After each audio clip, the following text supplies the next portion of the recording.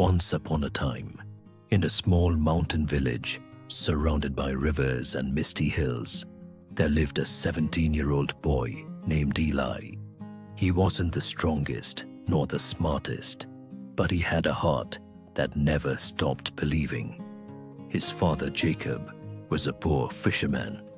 Every morning before the sun rose, Jacob would push his old wooden boat into the fog-covered river and cast his nets, whispering prayers that the catch would be enough to buy bread.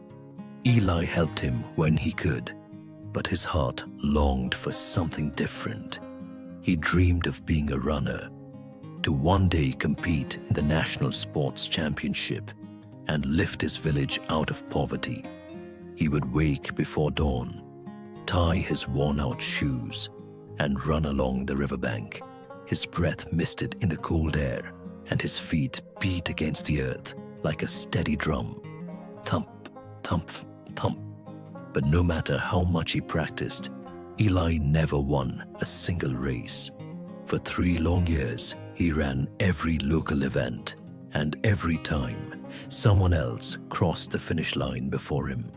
People in the village started to whisper, "Poor boy," they said. "He runs like the wind, but never wins." Even his friends teased him gently. "Eli," they'd laugh, "you're running after dreams that will never catch you."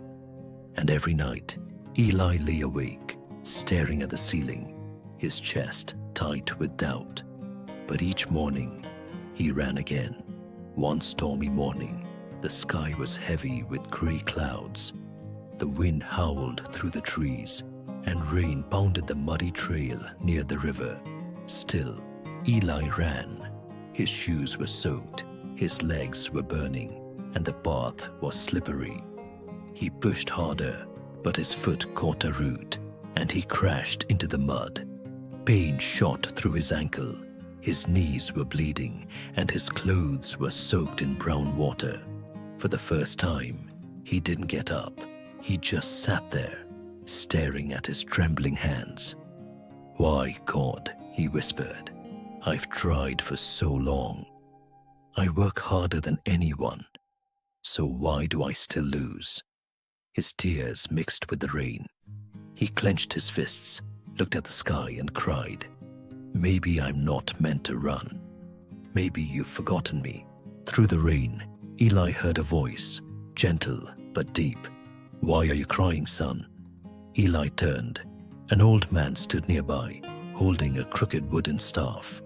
He wore a tattered coat and a wide straw hat that drooped from the rain. His gray beard was wet, but his eyes were bright, calm and kind, like a still lake. I'm tired," Eli said. "No matter what I do, I fail. Maybe I'm just not good enough." The old man smiled softly.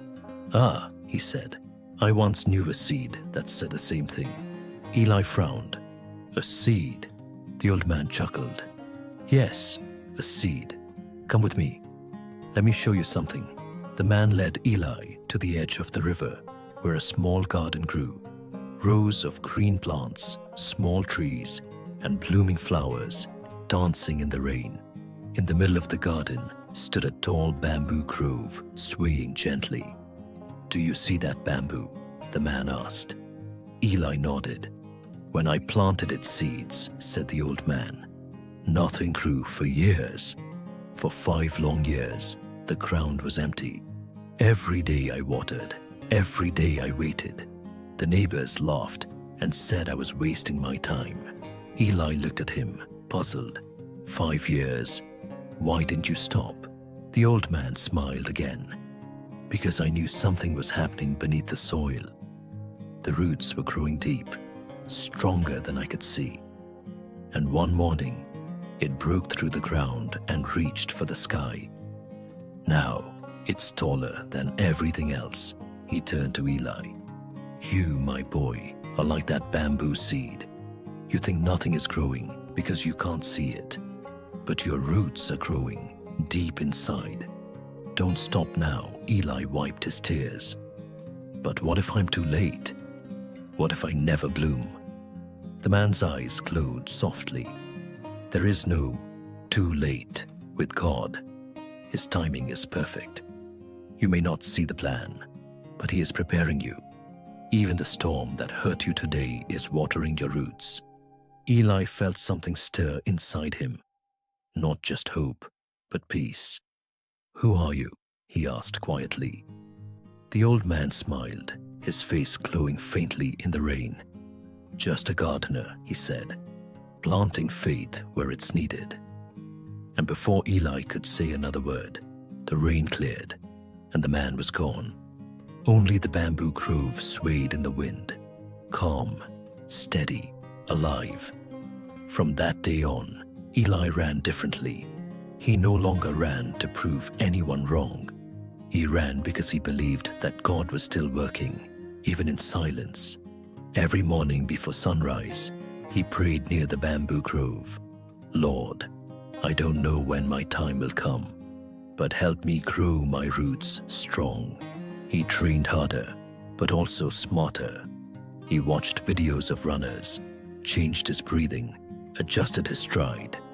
When his legs burned, he whispered, "Even this pain has a purpose." Weeks turned into months. The rainy season passed and the sun returned. Eli didn't notice it, but he was becoming faster, stronger, calmer. 1 year later, the district championship came again. The stadium was packed, flags waved, runners from every city stood tall in their bright uniforms. Eli wore his simple white shirt and old shoes. He looked small among them, but his eyes burned with quiet fire. His father stood near the fence, hands folded in prayer. The whistle blew. Eli ran. He didn't burst out like lightning. He moved with rhythm, steady, focused, remembering the bamboo grove. The crowd shouted. Other runners sprinted ahead, but Eli stayed calm. "Deep roots," he whispered. "Strong roots." At the halfway point, he was still in fourth place. His legs ached, lungs burning. "Don't stop now," a voice echoed in his mind. The voice of the old gardener. Something changed. Eli felt strength rise within him. Quiet, powerful, divine. He began to pass one runner, then another, then another. In the final 100 meters, his heartbeat slowed. Everything else disappeared. The noise, the pain, the crowd. He could only hear his own breath and a whisper in his heart. "Run, Eli. I am with you." When he crossed the finish line, the world went silent, then erupted in cheers. Eli fell to his knees, gasping, tears streaming down his face. He had won. After the race, Eli searched for the old gardener to thank him. He ran to the riverside garden. The bamboo grove was taller than ever, green, glowing in the sunlight, but the gardener was gone. Only a small wooden cross stood among the flowers, carved with the words, "Planted in faith, now blooming in heaven." Eli dropped to his knees, tears falling. He realized then, the gardener wasn't just an old man. He had met Jesus. Years passed. Eli grew into a national athlete, winning medals across the country. But more than fame, he carried a deeper truth in his heart. That growth is invisible before it's beautiful. He often returned to that bamboo grove. Children from the village would run with him, barefoot and laughing, as he told them stories about patience and faith. "Do you know why the bamboo grows so tall?" he'd ask. "Because it spends years growing roots you cannot see." That's what God is doing with you. Even when nothing seems to happen, He's preparing you for something higher. One morning, a little boy named Micah came crying to him. "Sir, I practice every day, but I keep losing." "Maybe I'm not good enough." Eli smiled softly, the same way the gardener once had. He placed a hand on the boy's shoulder and pointed to the grove. "Do you see that bamboo?" he asked. The boy nodded. It waited 5 years before breaking the soil, but once it did, nothing could stop it from touching the sky. You are the same. Keep watering your dream with faith. Jesus is working, even when you can't see it. Micah wiped his tears and smiled. As the boy ran down the path, Eli looked up at the sky and whispered, "Thank you, Lord, for never giving up on me, even when I almost gave up on myself." Moral of the story: great things take time, not because you are slow, but because God is growing your roots. When you can't see progress, trust His process.